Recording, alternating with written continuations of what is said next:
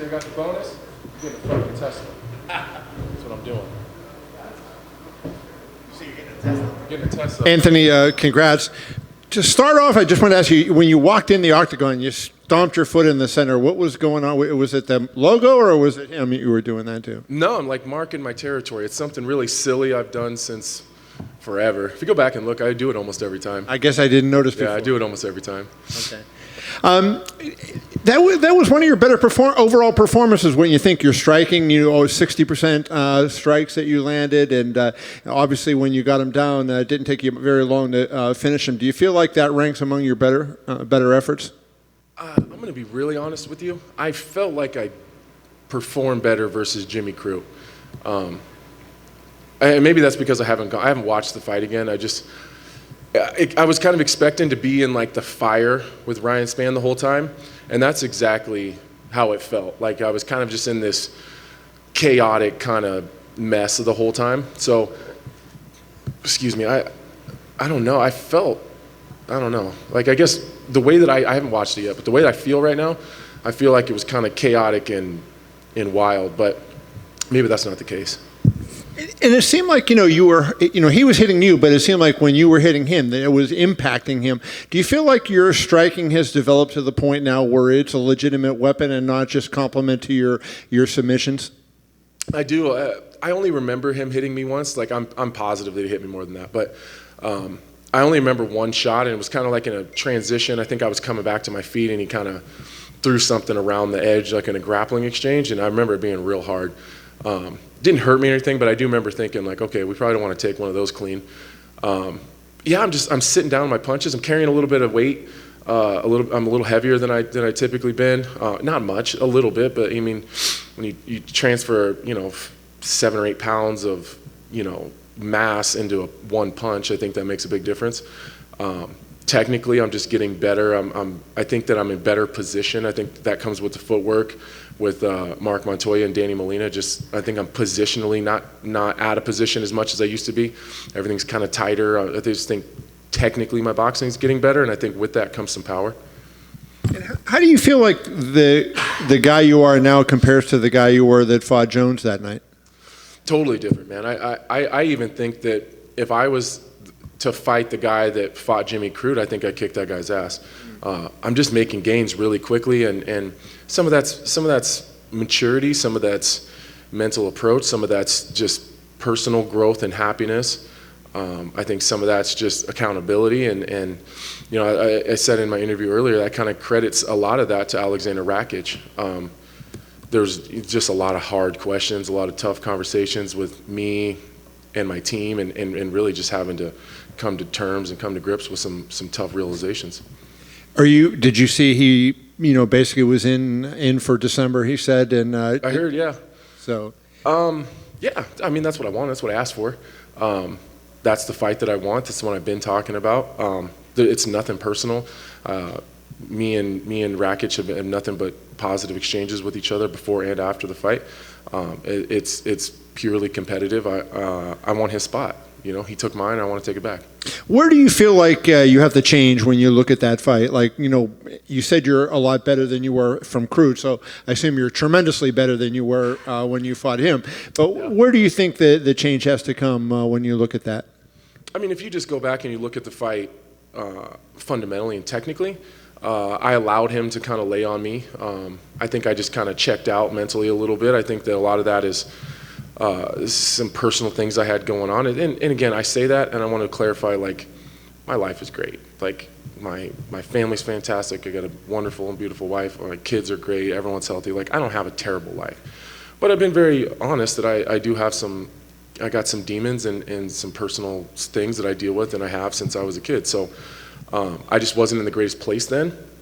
And, like, if you look at the Devin Clark fight, the second he ended up on top, maybe the old Anthony Smith might have hung out in full guard, tried to swim for submissions, and maybe laid there the entire round. But instead, I went to butterflies. I started elevating him right away. I just have I have more sense of urgency. I'm not willing to give positions away anymore. It's the same thing with Ryan Spann. He kind of came to the top after that armbar. Maybe the old Anthony might have laid there and tried to fish for a submission with a big monster on top of me, and I wasn't willing to do that. I'm getting my ass back to my feet, and we're going to be where I want to be. And that's kind of, it's a mindset change, and technical advances, obviously, but I think a lot of it's just the approach. You know, you were very cool before the fight when you talked about all his, you know, his comments and everything, and yet it seems like it did create I was holding a lot of that shit back. Like, it really pissed me off. Right, and I was going to say, it seemed like you had a lot of fire because of that. Yeah, a lot. Maybe this is going to sound arrogant or pretentious, but I have earned the respect from my peers. I put a lot of work into this game. I've sacrificed my entire adult life to be here, to be in the position I'm sitting in right now. That's time with my kids. That's friendships. That's life opportunities. I could have been a goddamn surgeon by now. You know what I mean? Like, I've put a lifetime worth of work into this.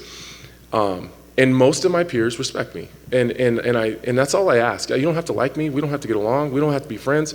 You can think you're going to kick my ass, and sometimes you might. But I think just respecting my journey is the only thing that I ever expect from anybody. And he didn't. And you know, saying like he doesn't care what I've done. He doesn't care about the main events. He doesn't care who I've beaten. He doesn't care about the bonuses. Like, I bet he cares now. Thank you. Mm-hmm. And so, actually, just jumping off that, talking about respect from your peers, I don't know if you saw Daniel Cormier's tweet about you. Mm-hmm. It was right in the middle of the sort of skirmish you're having. He said, I have no problem with the way Anthony just acted. When you talk all that shit and you get beat the way Ryan Spann just got beat, we don't need to shake hands and hug. Anthony is an OG and does not play. Easy night for him. So, indeed, you do have respect from your peers. And that's what I mean. Like, think about that. Like, Daniel Cormier, like, Hall of Famer or future Hall of Famer, multiple-time world champion. Like, if that guy can at least have respect for my hustle and the things that I've done in the sport, Daniel will probably kick my ass. But, like, at least he can respect it. You know what I mean? Like, that's all I ask for. That's all I ask for. And like I told Ryan, like, I'll just go get it. So it's nothing personal at this point. I feel like I squashed it. You know what I mean? I did what I had to do.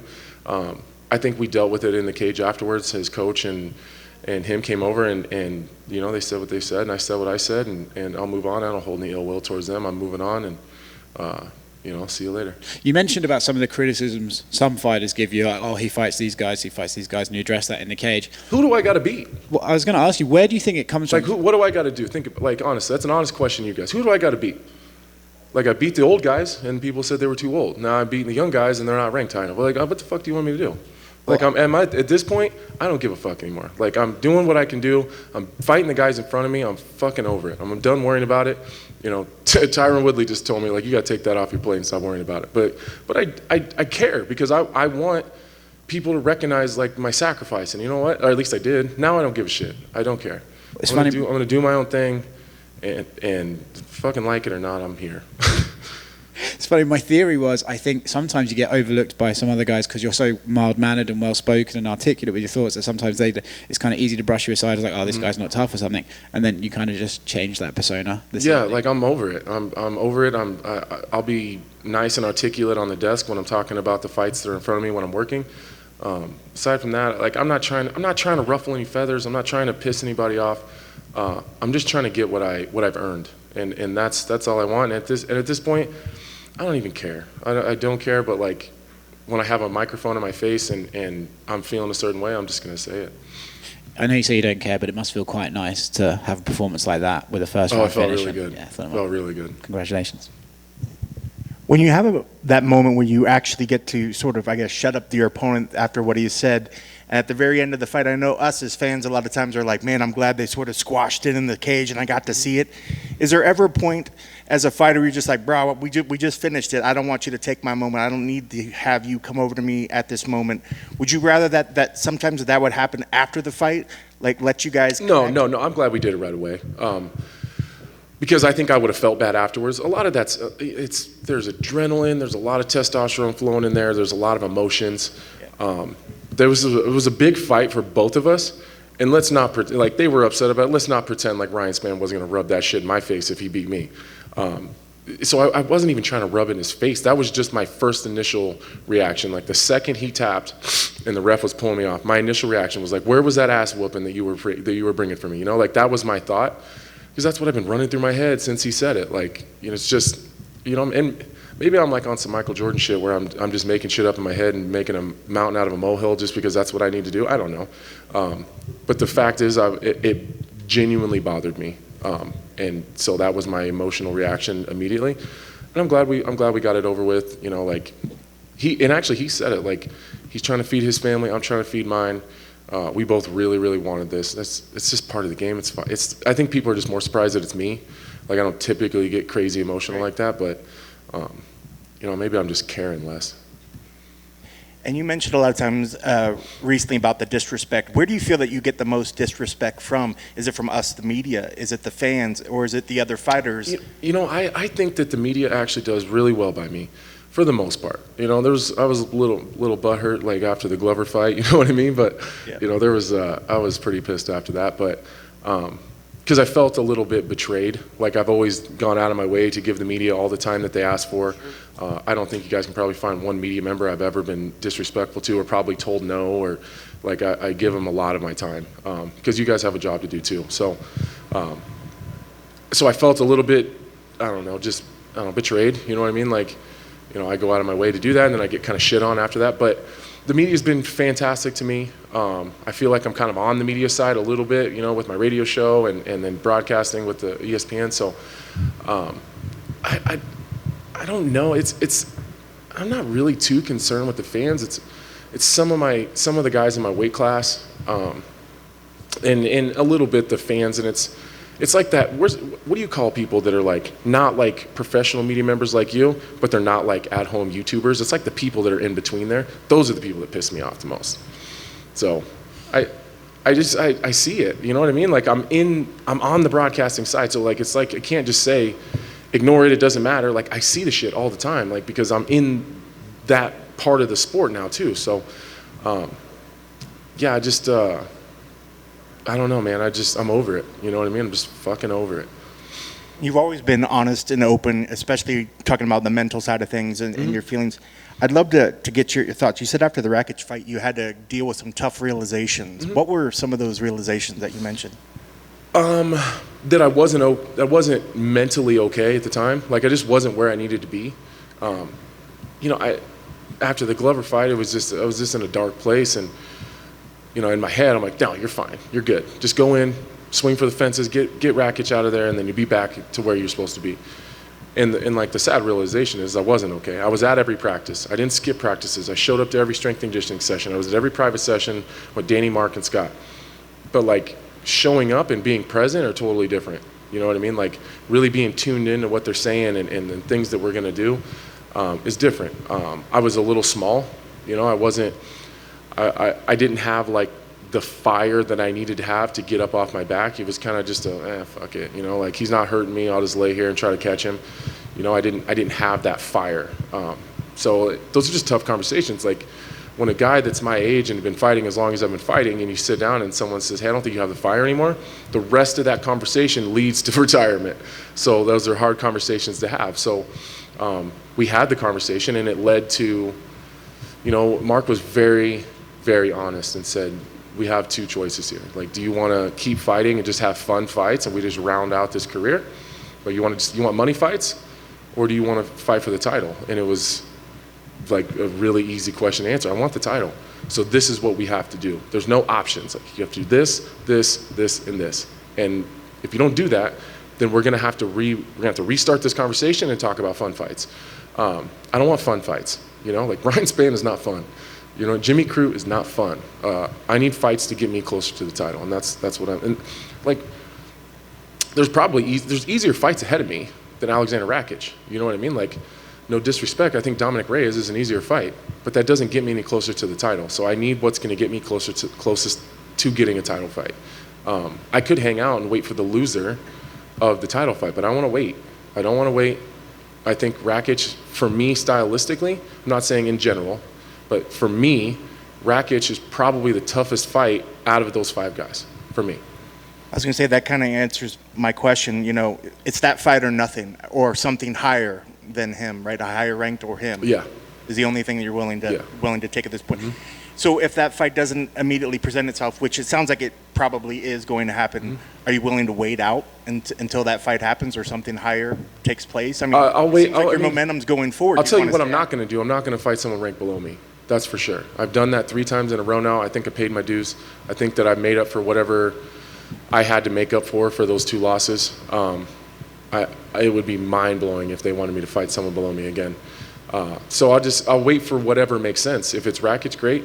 If it's not December and it's January 5th, whatever. Like, it doesn't matter to me. But it's got to be a fight that's going to get me to a title fight. So when Iwan Kutalab was just up here calling your name, no, he didn't. He did. No, he didn't. I had to get it clarified because I thought he said it in the post-fight interview out there, and he did. That's funny. I told you guys. I read his lips, and it said. I read his lips say Anthony Smith. Yeah. And he did. It was partially because it's the same thing. He's trying to find a name to make his name off of as well, but yeah. So I just thought it was funny because you're like, these guys always trying to make my name, and I was like, well, we got another one that was just literally right in here before you that wants to make a name off of you. No, that ain't it. Talk about Merry Christmas. Yeah, no. I like watching Iman fight. I think his style is super exciting. But no, I'm good. I mean, did you watch the fight he was just in? Yeah. You see what I did to that guy? Okay, just making sure. Congrats on the victory. Thanks, brother. I appreciate it. I just have one for you. Why do you always just have one? Because I'm the last one. I know, it's only I let just the boys one. go first. She's always like, I just got one. I don't give a fuck about you. I'm just kidding. No, and it's probably going to be a weird one too. When you're talking about disrespect, I kind of see it maybe in a different way, and of course, I'm not the one being disrespected. But is there any part of you that thinks they're jealous? You know, they're talking about you in that way because they're trying to get a fight with you. They're keeping your name relevant, even if it's negative. Isn't that better than not talking about you at all? Yeah, probably. You're not wrong. I think there is a lot of it is just people trying to get to my position. So I don't doubt that that's probably a lot of it. But I think there's ways of going about it. And there's no like book of ethics here on trash talk and talking about your opponent. Like, it is what it is. It's just, I just don't have to like it though. And I think that that's where it comes down to. Like, they're gonna do it. I'm not immune to people being mean to me online. But I also don't have to like it, you know what I mean? And that's it. I think some guys would not talk about it because it would make you look like a baby, but I don't think anyone likes it. It just sucks, you know, and it pisses you off. And to be honest, I think it's probably good for me because it motivates me. It really does motivate me. At this point in my career, I'm always looking for something to just light that fire. So when kind of that promo and Ryan Span's kind of attitude came out, like Mark Montoya said right away, like, let's see how that works out for you. Like, I was like super focused and just really worried about the techniques, and then you add a little bit of spice to it. I think it's always a good thing for me. Thank you. You don't have one more? No. You sure? That's it, just one. I can ask you, like, what's your favorite pizza topping? There you go. Favorite pizza topping? Yeah. Pepperoni. Well, that's boring. Pepperoni. With ranch. I know, it's not Nebraska shit. All good? We got, one more. One last one. Yep. Congrats on the win. Welcome, Thank you. Welcome back to the media room. Yeah. Once you made that, and thank you for being so vulnerable and telling us about this conversation of moving forward and coming to terms with, no, I'm going for that gold. Mm-hmm. How hard or easy was it to put it all together, from the booth to the headlines to the being on the poster for the Apex? Was it what you expected, or is it just part of being the OG in the game? Starting at that conversation, that was the toughest part. Was figuring out what the problem is. That was like, I never felt like I was technically getting worked. You know what I mean? Like, Glover's fighting for a title, and I feel like a buzzsaw at him for 2 rounds. Love the guy to death. Did you guys see Glover's Facebook or his Instagram? His entire team bought my T-shirts. Go check out their Instagram. It's like one of the coolest things in the world. He commented and said he wanted one of my shirts, so I sent him one. Like, just, you know, I'll send you one, you send me one back. And then his whole team actually purchased shirts off my website. How crazy is that? It's pretty cool. But technically, I feel like right there with Glover. I didn't feel like Rakic was technically better than me. I just made a lot of mistakes. And so the conversation was like, what happened? Like, what's going on here? Why am I losing these fights? So I know I talk a lot about Mark Montoya. It's a lot of conversations with him and my wife and figuring out, like, what is happening. And it all starts up here. It all starts with, like, where I am. If I'm happy and life is good, one of the most dangerous guys in the world. If I'm not, it always shows its ugly face in my fighting career. It's done that since I was a teenager. So we just have to be really, really mindful, making sure that I'm doing the, I guess the maintenance work. You know, like I got this cup, and my entire life, every problem I have, I just throw it in this cup and I never deal with it. Eventually that cup fills up, and usually it's when I'm in the biggest fight of my life, it overflows and then shit just falls apart. So we just got to manage that cup, and that's where it started. And then the technical stuff, that's easy. I've been doing that, you know, my whole adult life. So that's where it started. And then trying to and balancing the desk stuff and the media stuff, like I think Tyron actually did a really good job of explaining it. Sometimes you have your analyst hat on too much. Sometimes I just have to take the analyst hat off, listen to my coaches, and just go fight. And just let them deal with it and stop trying to analyze my own shit. So that's where it came from. All right, thank you, sir. Do you see guys who, and this is just like kind of a fun question, do you see guys that can talk the talk, walk the walk, and get on the mic and do it? Do you think fighters should embrace the Dominic Cruz, Daniel Cormier, Kenny Florian angle as you have, and elevate your game further by being an analyst, being a play-by-play commentary? No, I don't. It's a lot harder than it looks. It really is. I know, you know, DC and Felder and Dominic and Bisping, those guys make it look so easy. It seems like they're just out there brohan with their buddies and they're just talking about fights. It's so hard. Just even being at the desk, and their job is 10 times harder than mine. Like when they're calling the fights live, it's really, really hard. And I credit DC and specifically Bisping and, you know, Dan Hardy for helping me out so much and really kind of saving my butt up there, because there's been some times where I froze up and you guys have never even noticed because Bisping has jumped right in right away and helped me out in some of those situations. So I feel like I'm kind of becoming the veteran a little bit at the desk now as people are transitioning other places. So I just hope that I can do that. You know, I want to help. Alan Joban is doing a fantastic job. Tyron's doing a good job up there. Michael Chiesa is doing a good job. Angela Hill, it's not for everybody though. That's for sure. It's hard. All right, man. Thanks. Congrats, and look forward to that December fight. Thank you so much. I actually have one more. Ooh, I like that. Yeah, it came out. Okay. Was there an illegal knee there that happened in the first? No, as much as I would like to pretend like that was an illegal shot, I was straight to my chest. Okay. Yeah, it was hard too. It was really hard. I don't know if I think I heard Mark yelling, so I think Mark thought it was illegal. That knee, it was right in my sternum. I was like, "Bleh!" It was hard. Yeah, he crushed me with that one. That was definitely a good shot. So no, that was legal though. Thanks. Awesome. Thank you so much, guys.